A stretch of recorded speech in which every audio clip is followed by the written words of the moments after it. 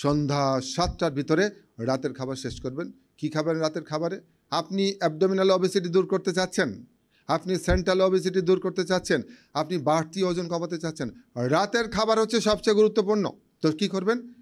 সন্ধ্যা 7টার ভিতরে ছোট এক বাটি আধা সেদ্ধ সবজি নেন, পারলে তেল ছাড়ান, খুব ভালো হবে, তাহলে অনেক ক্যালোরি কম যাবে আপনার শরীরে।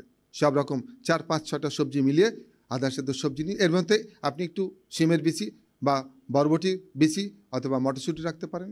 এই শিম, বরবটি বা এই যে মটরশুঁটিতে এমন কিছু ফাইবার বা আঁশ আছে যা আপনার পেট ভরার অনুভূতি এনে দেবে। ফলে কি হবে? আপনি মনে করবেন এক গামলা আপনি খাবার খেয়েছেন, কিন্তু খেয়েছেন অল্প। অথবা কি করতে পারেন? অল্প একটু সালাদ খেতে পারেন, যেটা আপনার পছন্দ। আর কিছুক্ষণ পর আপনি 1 গ্লাস পানির ভিতরে, হালকা কুসুম গরম পানির ভিতরে 2-3-4 চামচ অ্যাপেল সাইডার ভিনেগার মিশান। চাইলে এর মধ্যে একটু লেবু মিশাতে পারেন।